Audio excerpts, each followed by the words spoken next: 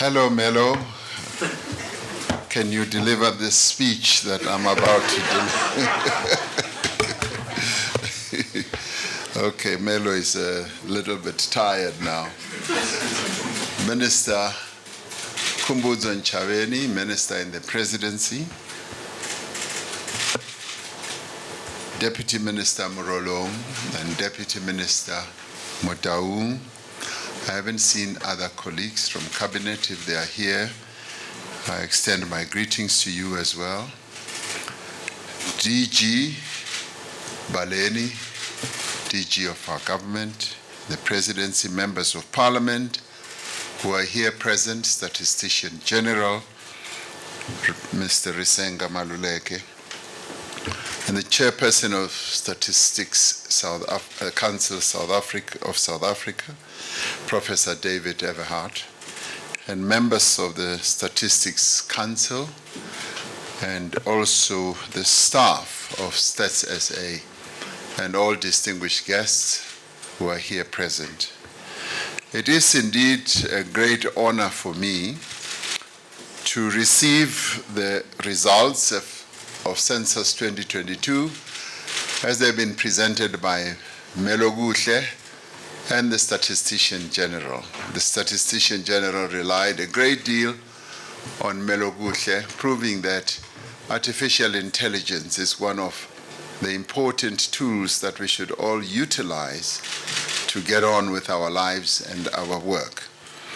This, as we heard, is the fourth census undertaken since the advent of democracy in our country, and as such, it contributes to a vast body of information and knowledge that describes the state and the progress of our state and the conditions under which our people live, as well demonstrated by the Statistician General.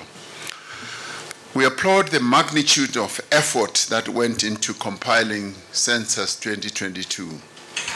We've been told that the enumerators from Stats SA first began their tests in 2018. In the midst of their work, in 2020, COVID-19 pandemic struck, but in the course of all that period, we also had local government elections which were very disruptive as well. We also had the unrest in our country, particularly in two provinces that are the most populous provinces in our country, Gauteng and KwaZulu-Natal. And then we had the floods that affected KwaZulu-Natal, as well as the Eastern Cape mostly, and Northwest. Now, confronted by the pandemic restrictions, particularly on the movement of people, Stats SA was innovative and adapted quite quickly, and I applaud them for that. Having decided in 2018 to develop multiple data collection methods, including computer-assisted telephonic interviews and online self-enumeration options, Stats SA introduced complete digitization of the entire census process. And this, I should say, follows in the wake of what our people have now become accustomed to. Our people are digitally oriented. They are digitally savvy. When you look at the way in which we utilize mobile telephony, and also in the way that we found later, our people were able to receive, say, grants, particularly the social distress grant that we introduced during COVID. They received that through digital means. So the digital platform is what our people have become accustomed to. And in their millions and millions. And I'm really pleased and proud to see that Stats SA has utilized the method, the platform that our people have been so well accustomed to. As a result, Stats SA was able to undertake our census just 4 months after the initial date of October 2021. Adapting to the fluid situation on the ground meant that data collection processes had to be rapidly modernized. As a result, this is South Africa's first ever digital census, compiled from data collected from everyone within the borders of the country. And as the SG spoke, it was almost unimaginable that we could have had such a broad sweep of data collection where South Africans were counted. And when you begin to imagine it, you begin to see the enormity of the task. SG, I thought that the vaccination process, which I often spoke about from this platform here as we had our family meetings, was their biggest undertaking that South Africa had ever gone through. But today, I now know I was wrong. The census is the largest, all-encompassing process that our country in recent years has had to go through. And I can say that with the results that you've presented, you've gone through it with great distinction. And Stats SA is truly to be applauded for having undertaken such a mammoth task and did it so excellently. There will be doubters. There will be those who will want to doubt your information and the methods through which you went. And they will also always raise questions, and I'm glad that they will ask you questions once I'm gone, but I'm sure you will be able. And only you, as the statistician general of our country, Stats SA is the repository. It's the owner of statistics information in the country. No other. And you do this authorized by law, but now also authorized by convention, by protocol, by the way in which we are continuing to do things. And remembering that we are a young democracy. We're only 30 years old next year. And you have already scaled great heights in as far as dealing with information that is so important to the lives of our people. And census, as I said, is one of the most complex exercises a nation can ever undertake, and you've done it well, because it involves years of planning and preparation. And we went through it all as you were planning and asking for more money. Professor Everhard, your chairperson here of the council, kept saying, we need more money, we need more money. Now we understand why you needed all that money. And I'm sure that as I leave, the professor and yourself will say, are you going to give us more money? And the answer is yes, we should give you more money, because the work that you do is important. Now, it is a task that is also tough for your enumerators, who have had to traverse the country counting people in households, in hospitals, in prisons even, and in other institutions of learning, and also counting homeless people and finding them where they live, and in transit areas as well as the borders. That's a mammoth task. And as Minister Nchabeni was saying, I mean, the picture that you showed where a stuck vehicle of Stats SA had to be pulled by cattle, by oxen, it shows a great picture of the determination of your enumerators at work. A census also involves collating, aggregating, and publishing complex demographic, health, and economic and sociological data sets. Stats SA must be commended for placing an absolute premium on the credibility and the integrity of the data, and adhering to the highest international best practice methods, and also benchmarking what you do and using the guidance of the United Nations. So that in itself must infuse a lot of confidence as well as credibility in all of us in the information that Stats SA has put out. It is important that South Africans should have the utmost confidence in the numbers that have been presented today, and they should also welcome the statement by the Statistics Council on the results, because we have a Statistics Council which is also separate from the Statistics SA, and Stats SA is independent of government, and government, including myself, never know whatever the figures that they publish are. And we don't interfere. I don't even want to know before everybody else knows. And that speaks to the credibility and integrity of the information.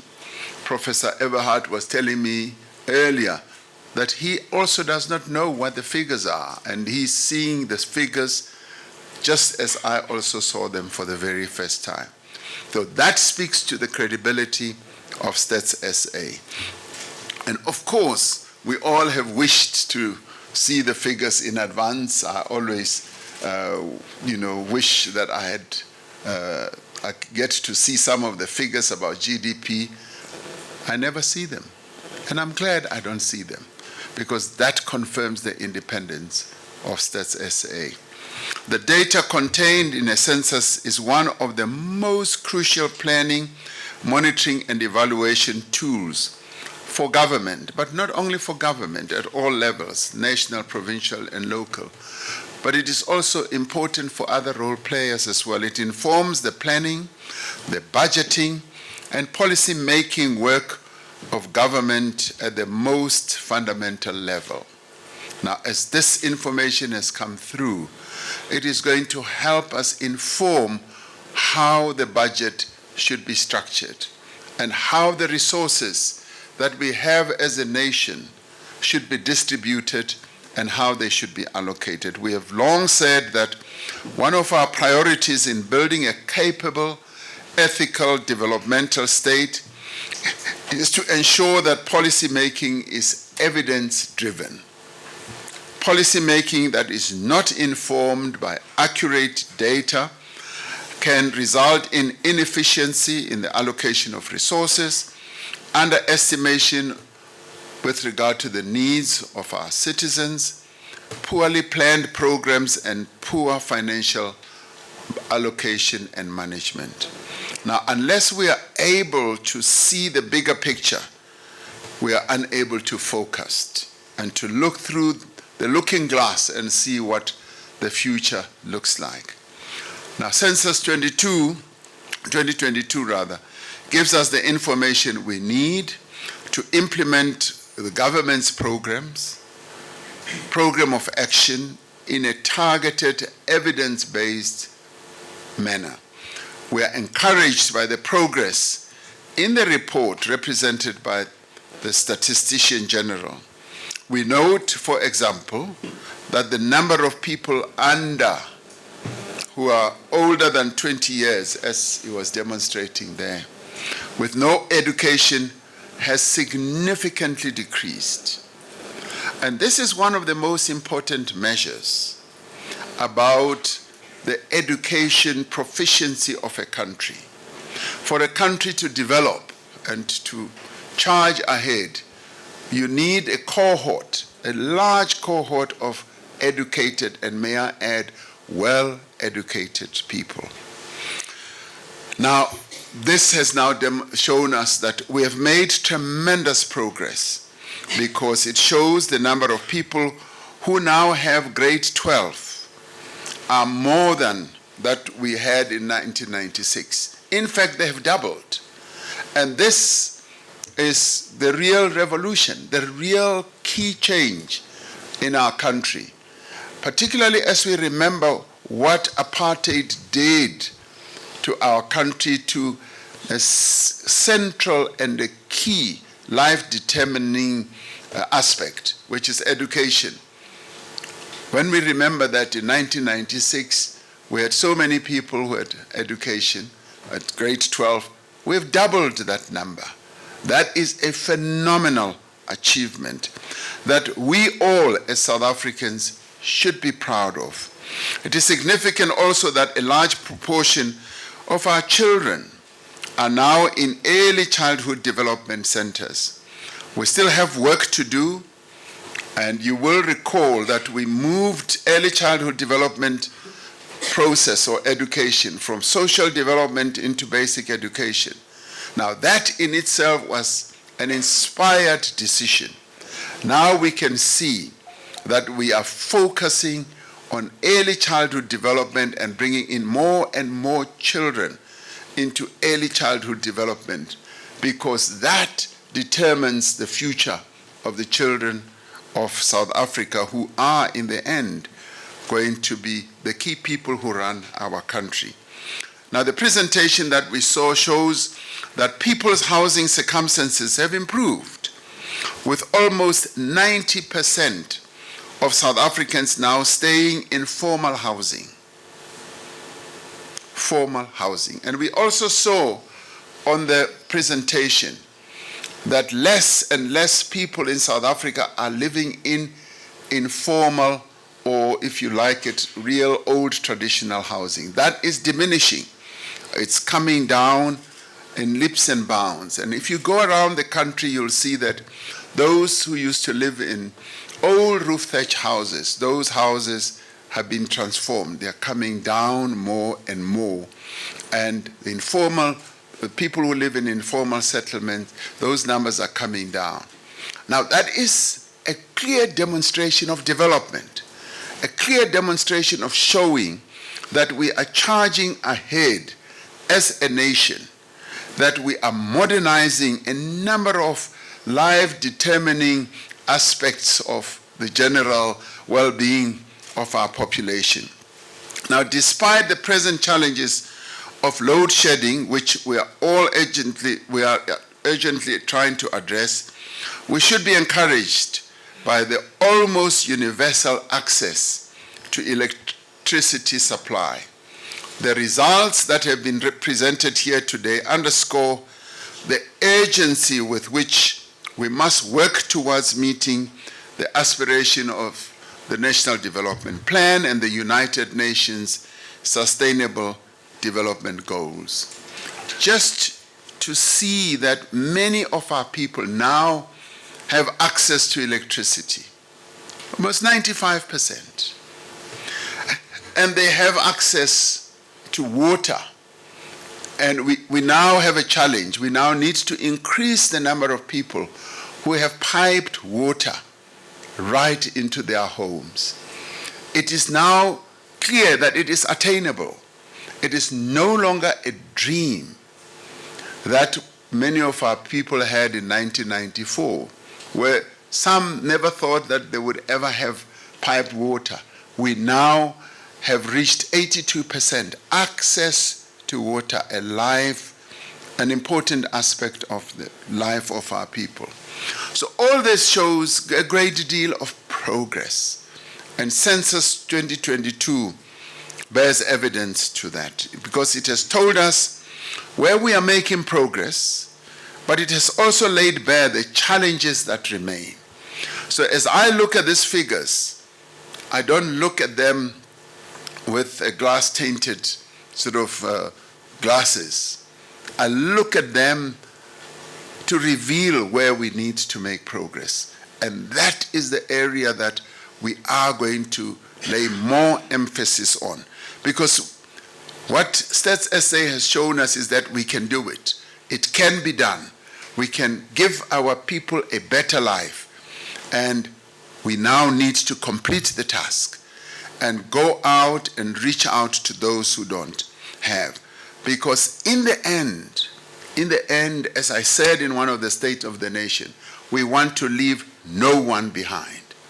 And this presentation of the information shows that we can get there, and we will get there, and we are determined to get there, where we will leave no one behind in areas that are most important in the lives of our people.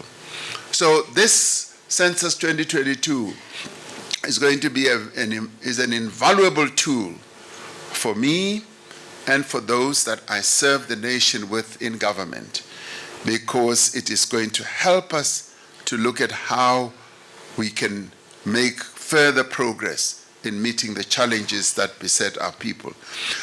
So I salute the people of South Africa who participated in this census. It is through the responses that you, as the people of South Africa, have given via the different platforms of enumeration that we are able to release these results today. We thank the census enumerators for their hard work, as well as the members of Statistics Council. Professor Everhart was explaining to me how they deal with, the process and how they bring in some of the best minds in our country to participate in this whole process. Professors at universities who spend the better part of their lives just looking at data and statistics like this. So we thank them. And they have made sure that the quality of the work that is produced by the Statistician General has integrity. So I congratulate the Statistician General, SG, Risenga Maluleke, and all Stats SA teams for ensuring that we have a credible census. Let me conclude by calling on government departments, policymakers, researchers, civil society organizations, and indeed international organizations that use information such as this, to use the information abundantly as we collectively strive to improve the lives of our people. We now have the information that we need to ensure that as we build this country, we indeed leave no one behind. And SG, I've longed to get this information. I've been making assumptions that we are at this level of population, but today you have confirmed the actual population numbers that we are. And these are numbers that we can work with to ensure that no one in our country is left behind. So thank you very much, SG, and thank you very much, Professor, and all of you for doing this wonderful work. Thank you. Your Excellency, Mr. President. You're most welcome, Melo. Can we be friends? We are friends. Thank you, Melo.